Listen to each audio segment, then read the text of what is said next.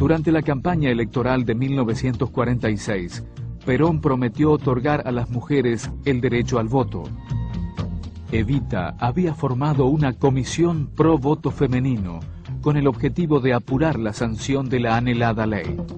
Finalmente, en 1947, el Congreso Nacional promulgó la Ley 13.010, que incorporó a las mujeres a la vida política.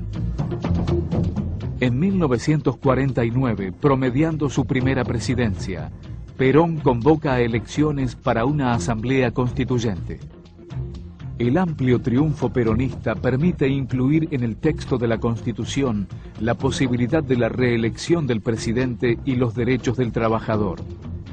Se establecieron también los derechos del Estado sobre las fuentes de energía y el fomento de la intervención estatal en la economía. Perón no inventó el Estado empresario. En realidad, profundizó y completó un proceso que había comenzado en 1932, cuando los gobiernos conservadores estatizan ramales ferroviarios, crean juntas reguladoras y otorgan a las Fuerzas Armadas un rol protagónico en el terreno industrial. La diferencia fundamental está dada en que el peronismo se propuso el objetivo central de que la intervención estatal en la economía actúe en el terreno social como una forma de crear un mercado interno y aumentar el consumo. Ya en 1944, durante la presidencia de Farrell, por iniciativa de Perón, se creó el Consejo Nacional de Posguerra, dirigido por Miguel Miranda, un exitoso industrial de la hojalata que propone y concreta una serie de medidas muy importantes antes de la asunción de Perón a la presidencia. Entre ellas, la nacionalización del Banco Central de la República Argentina, la garantía estatal a los depósitos bancarios y la creación del Instituto Argentino para la Promoción del Intercambio. El IAPI compraba a los productores nacionales la totalidad de las cosechas y las vendía al exterior.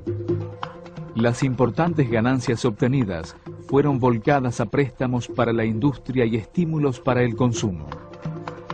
De esta forma, se producía una obligada transferencia de recursos del campo hacia la industria. Al asumir la presidencia, Perón encarga a Miranda la elaboración de un plan quinquenal de gobierno. El primer plan quinquenal intentó transformar la estructura económica del país, fomentando la industria y estimulando el mercado interno. Paralelamente, el Estado peronista emprende una importante política de estatizaciones, acorde con una corriente mundial en ese sentido.